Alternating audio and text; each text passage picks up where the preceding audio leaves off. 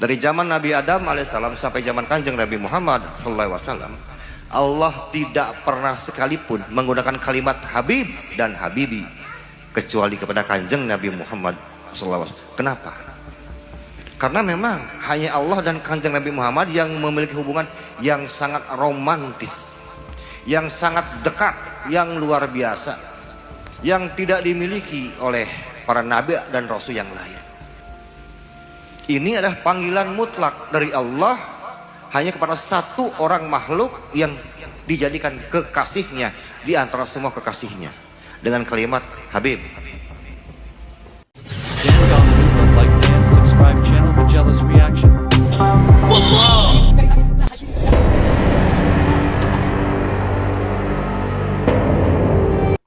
Baik, assalamualaikum warahmatullahi wabarakatuh. Sahabat Majelis Reaction yang dimanapun anda berada, semoga sahabat semuanya dalam keadaan sehat walafiat. Telah kita saksikan sama-sama cuplikan dari video ini, dan supaya kita tidak gagal paham dan gagal fokus, marilah kita sama-sama untuk menyimak video lengkapnya. Silahkan sama-sama disimak dengan baik.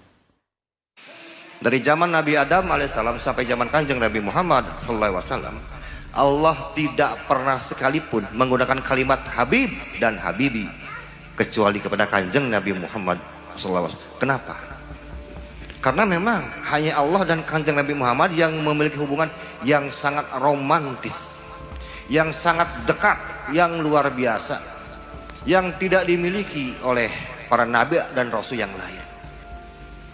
Ini adalah panggilan mutlak dari Allah hanya kepada satu orang makhluk yang dijadikan kekasihnya di antara semua kekasihnya dengan kalimat Habib. Kita lihat cucu Nabi Muhammad dipanggilnya apakah Habib atau Sayyid? Sayyidina Husain wa Sayyidina Hasan. Tiba-tiba saat ini muncul sebuah keturunan yang berasal dari kaum Samud dan kaum Ad, dan maksa pengen dipanggil Habib. Oh iya,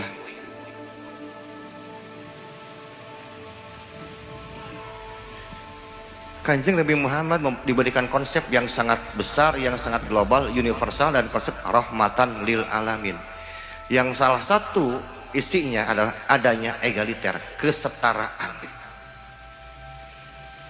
adanya persamaan kedudukan antara semua suku bangsa apapun warna kulitnya. Tidak ada suku Jawa lebih mulia dibandingkan suku Bugis.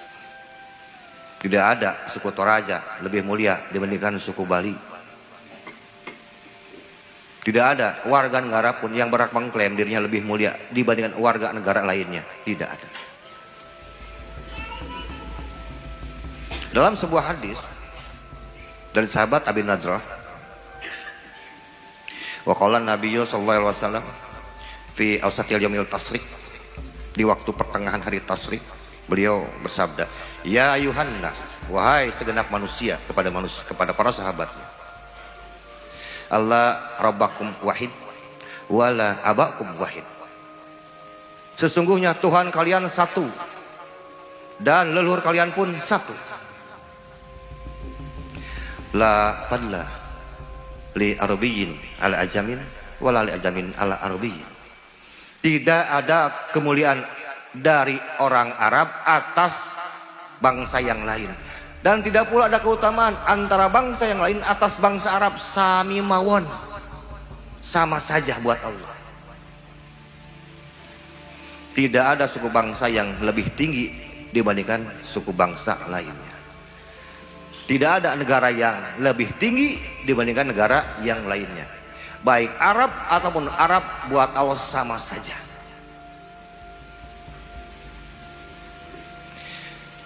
La aswada wal asfar wal asfar wal aswada.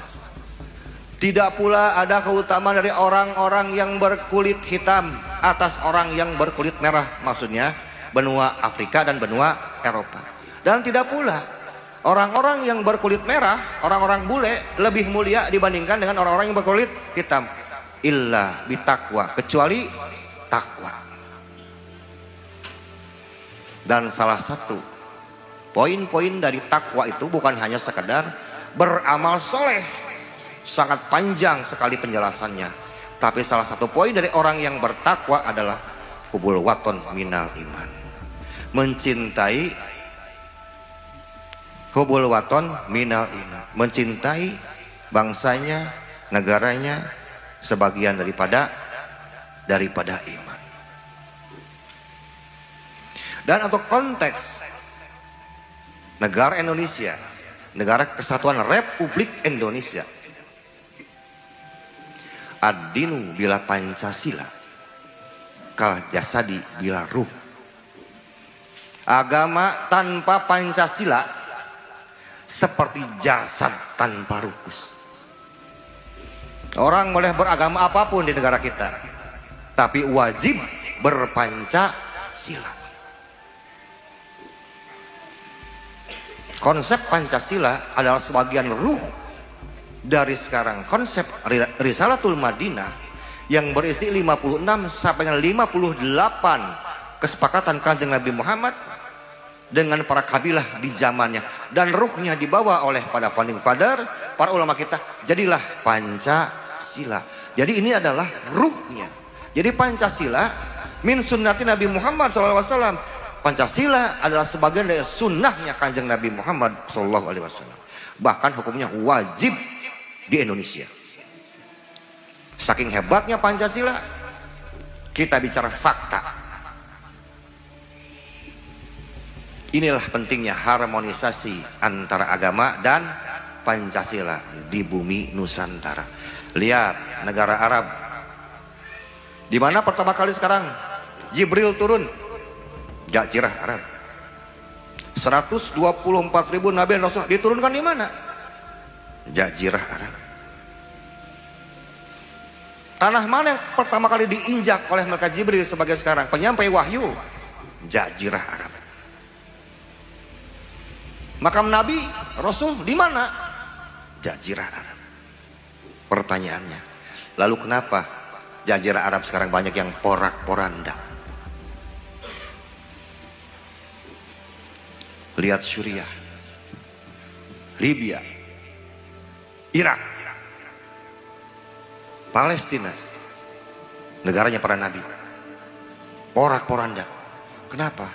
Mereka hanya diajarkan tata cara beragama, tapi tidak diajarkan bagaimana cara mencintai tanah airnya sendiri.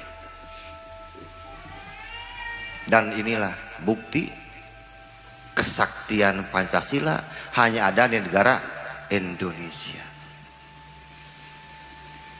Karena itu wajib dicurigai.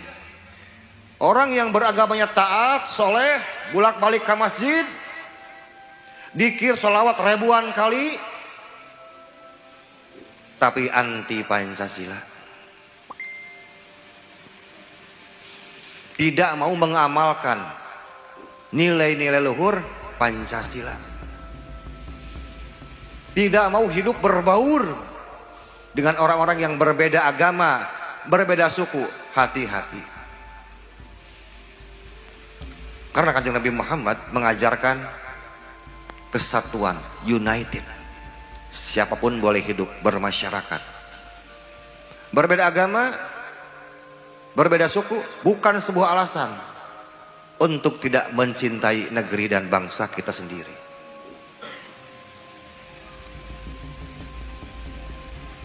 Dan kita tahu 2 tahun ini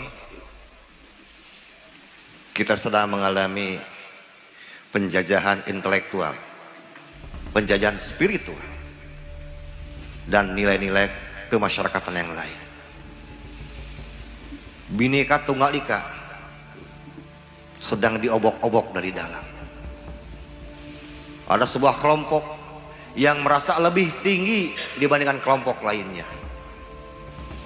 Padahal mereka bukanlah bumi putra asli Nusantara. Tidak ada dalam sejarah orang-orang Yaman menjadi muhaddisin, tidak pula menjadi mufassirin, tidak juga menjadi ahli fikih, tidak pula menjadi ahli sejarah. Tiba-tiba anak cucunya muncul ke Indonesia, berkamuflase, berpura-pura mengajarkan sunnah Nabi, padahal tujuannya ingin merebut dan merusak ideologi Pancasila dan ingin menjajah negara Kesatuan Republik Indonesia. Yaman adalah negara yang penuh dengan derita, negara yang penuh dengan musibah. Kalau kita mau belajar bersejarah dengan baik dan benar, kita akan mengetahui latar belakang negara Yaman yang semenjak dulu sampai sekarang tidak pernah akur, ribut baik. Satu partai dengan partai yang lainnya, satu suku dengan suku yang lainnya, madhab satu dan madhab yang lainnya. Kemudian atas kebaikan penjajah Belanda tempo dulu, dibawalah mereka ke negara Indonesia, dijadikan mitra oleh mereka untuk menguasai otoritas para kiai, para ajengan, para tubagus, para den, para temanggung yang telah lama berdomisili dan mampu menyuburkan dan memaukan tanda Indonesia. Siapa mereka? Imigran dari Yaman yang kemudian diberikan label Habib dan dilegalisasi oleh penjajah Belanda. Setelah penjajah Belanda hengkang dari negara Indonesia, mereka rebutan kue, ingin menjadi penguasa Republik Indonesia. Mulai tahun berapa? Mulai tahun 1928 sampai saat ini. Siapa mereka? Ba'alawi. Siapa mereka? Ba'alawi. Siapa mereka? Ba'alawi. Tidak ada keterpautan sedikit pun mereka dengan kanjeng Nabi Muhammad SAW. Karena berdasarkan genetika keluarga, Ba'alawi berasal dari dinasti Fatimiyun, dari dinasti Himrid, dari dinasti Ba'lewi, dari Bani Seba, Bani Katban, Bani Mu'in, dari kaum Samud, kaum Ad, Bani Iram, Bani Aus, bin Arfashad, bin Sam, bin Nuh. Jadi mereka itu keturunan dari kaum Ad dan kaum Samud. Tidak ada sedikit pun mereka ada keturunan dari kanjeng Nabi Muhammad SAW. Karena itu hilangkan yang namanya husnudon. Husnudon bila hujah fahuwa batil. Persangkaan baik tanpa hujah, tanpa data otentik adalah batal, kebatilan semuanya. Kita butuh data otentik, kita butuh fakta yang nyata di lapangan. Karena tidak mungkin pohon salak berbuah mangga. Tidak mungkin kelapa itu disebut dengan pohon toge. Selamanya DNA salak, ya salak. DNA-nya rambutan, ya rambutan. Orang mengaku punya DNA kanjeng Nabi Muhammad, tapi kelakuan ya kayak gitu. Mustahil. Mungkin itu saja, Gus. Sebentar, kan diminta sebentar ya. Jadi mohon maaf atas segala kesalahannya. Ini mah bukan marah-marahin, mas akan senang dan semangat aja ketemu dengan beliau. Ini mah hadiah aja lah. Untuk salam silaturahmi dari orang Bandung. Hatur nuhun, wal muwafiq, ilmi thariq. Wassalamualaikum warahmatullahi wabarakatuh.